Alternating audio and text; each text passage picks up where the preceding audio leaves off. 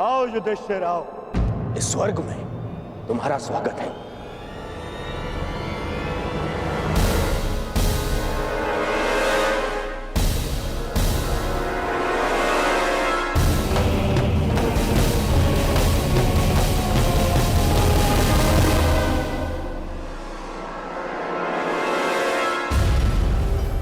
अंततः हम मिल ही गए।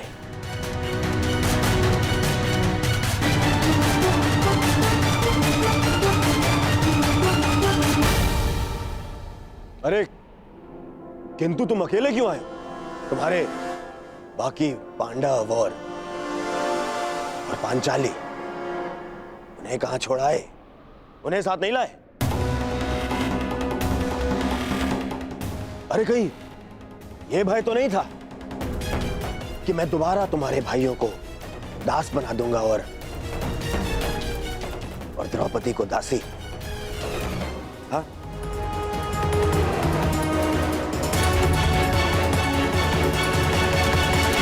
ये सब यहां क्यों धर्मराज? ये यहां इसलिए क्योंकि इन्हें युद्ध में वीरगति प्राप्त हुई थी।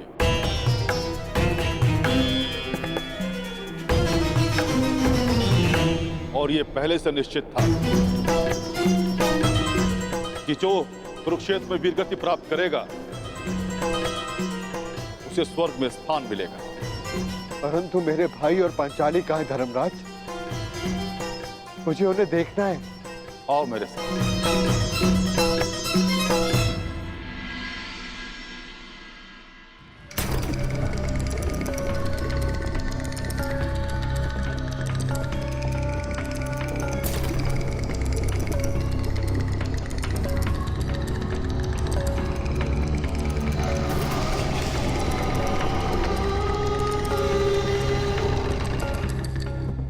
ये सब क्या है धर्मराज?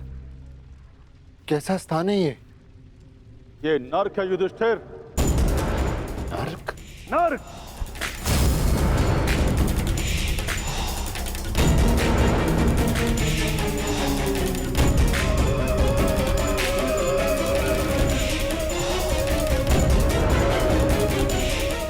किंतु आप मुझे यहाँ क्यों लाए?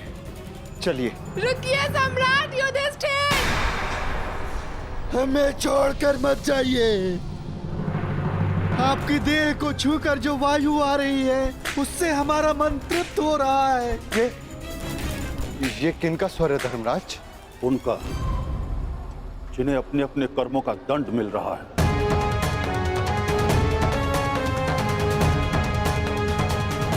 मैं उनसे मिलना चाहता हूं। चलिए मेरे साथ।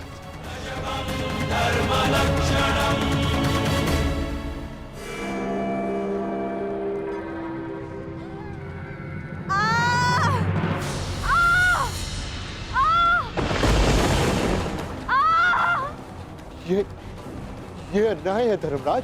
पांचाली ने पाप नहीं किया था, उसके साथ पाप हुआ था। नहीं धर्मराज, तुम भूल रहे। पांचाली ने दुर्योधन का अपमान किया राजसूय यज्ञ में। अंधे का पुत्र अंधा। परंतु उसने दुर्योधन के साथ साथ धृतराष्ट्र का भी उपहास उड़ाया। हर क्षेत्र में निपुण होने के पश्चात भी और स्वयंवर में बुलाए जाने के पश्चात भी कर्ण को अस्वीकार कर दिया। ये शरसंधान नहीं होगा, क्योंकि मैं एक सूत पुत्र से विवाह नहीं करूंगी। ये वही दर्प की अग्नि है जो इसे जला रही है।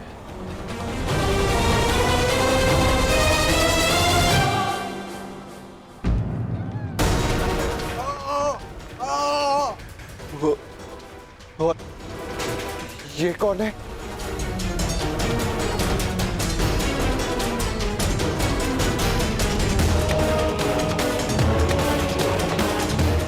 अपना बचपन स्मरण करो युधिष्ठिर, और स्मरण करो धनुर्विद्या के महारथी बालक का, जिसने अभ्यास में विघ्न डालने वाले श्वान का मुख बाणों से भर दिया था।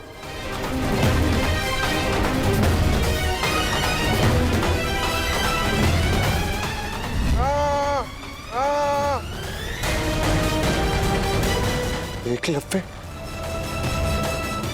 परंतु ये एकलव्य नहीं, ये वो है जिसके कारण एकलव्य को धनुर्विद्या का त्याग करना पड़ा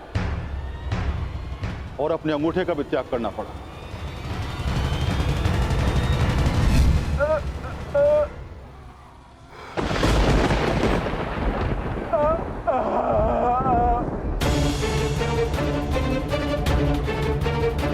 अर्जुन, अर्जुन की इसी लालसा के कारण एकलव्य को बहुत कुछ खोना पड़ा। वही पाप अर्जुन को इस परिस्थिति में ले आया है। तो फिर भीम का है धर्मराज? भीम उधर है।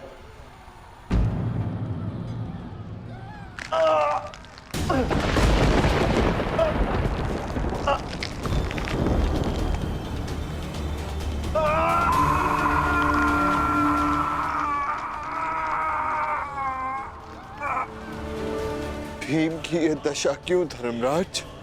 भीम ने किस प्रकार अनीति से जरासंध को मारा था।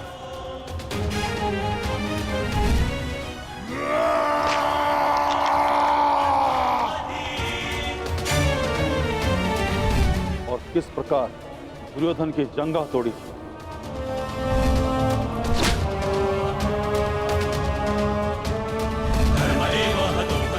अपने प्रतिशोध के चलते किस तरह से भीम मनुष्यता त्याग बैठे और रक्त पिपासु बन गए। धर्म की स्थापना के लिए कभी कभी वध आवश्यक हो जाता है, परंतु बर्बर बनना उचित नहीं। भीम को उसकी बर्बरता का दंड मिल रहा है। क्या नकुल सहदेव को नहीं देखना चाहोगे? नहीं, नहीं धर्मराज, वो दोनों फूल से जैसे बालक मेरे पुत्र जैसे, मेरे भाई नहीं। मैं उन्हें नहीं देख पाऊंगा, नहीं देख पाऊंगा मैं उन्हें।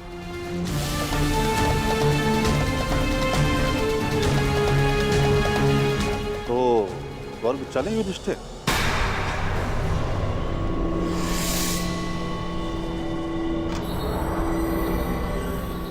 मैं क्यों? क्योंकि तुम अकेले अपने भ्राताओं में निष्पाप हो, इसलिए तुम्हें स्वर्ग में स्थान मिला।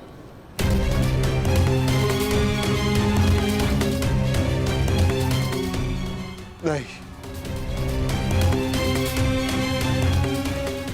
नहीं धर्मराज, मैं अपने भाइयों को छोड़कर नहीं जाऊंगा। यदि उन्होंने कोई अनीति की है तो उसका कारण मैं, एक ज्येष्ठ होने के नाते मेरा कर्तव्य था कि मैं अपने भाइयों को, अपने परिवार को उचित मार्ग दिखाऊं। मैं अपने परिवार को छोड़कर नहीं जाऊंगा यहां से। जहां मेरा परिवार रहेगा वही मेरे लिए स्वर्ग है। मैं यहीं रहूंगा धर्मराज, यहीं।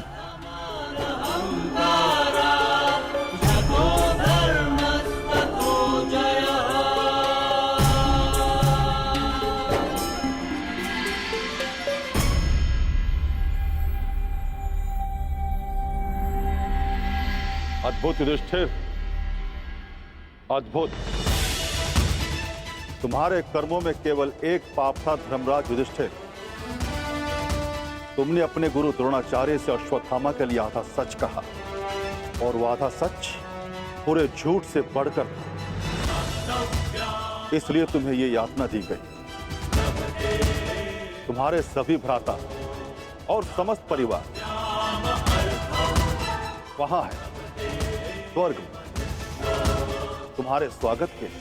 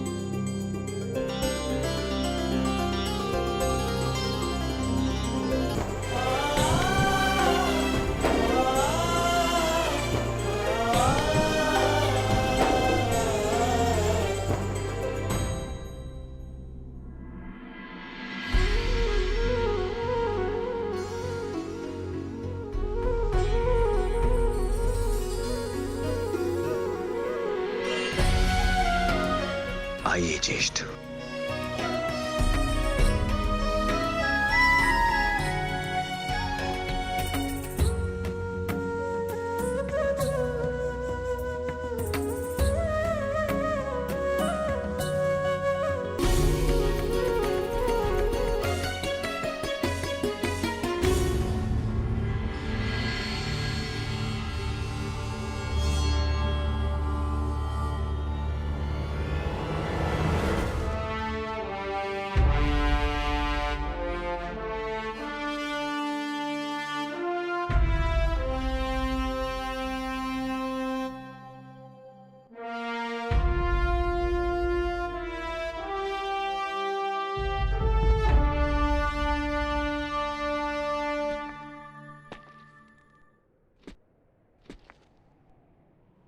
दिव्य दृष्टि से बाण शक्ति से जीते ये सारा रण। मित्र वेग है सूर्य तेज है कवच चढ़ा इसके तन।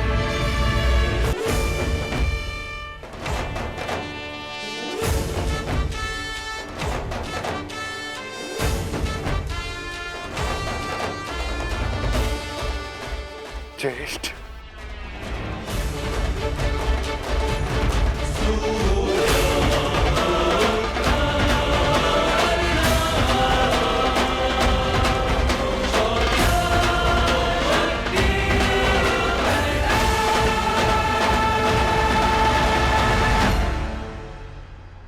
अनुज,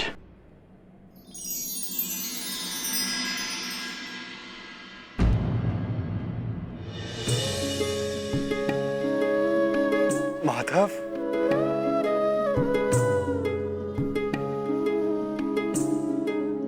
माधव,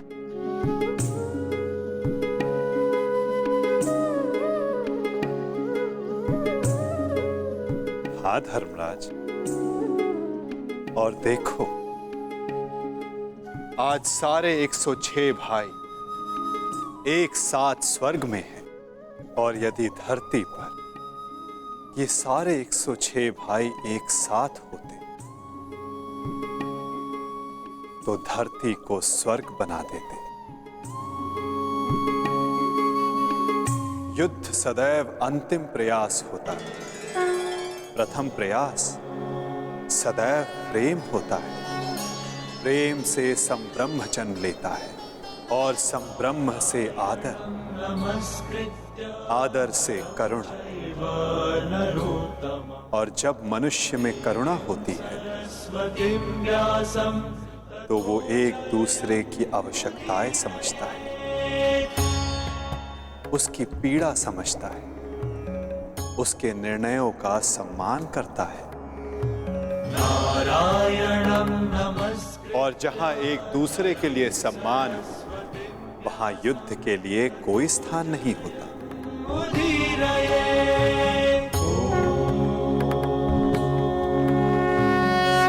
परंतु माधव, धरा को आपकी कमी अवश्य अनुभव होगी।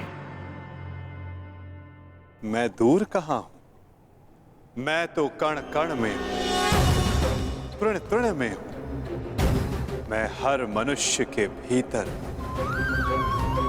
जहां मेरी सोच है मैं वहां हूं। यदा यदा धर्मस्य ग्लानिर्भवति भारत तदात्मानं सृजाम्यहम्। जब जब आवश्यकता होगी मैं तब तब आऊंगा, और आशा करूंगा कि इस बार मैं युद्ध में नहीं, परिवर्तन की यात्रा का सारथी बनूं, उसका सारथी बनूं जिसके मन में विजय नहीं, परिवर्तन का भाव हो।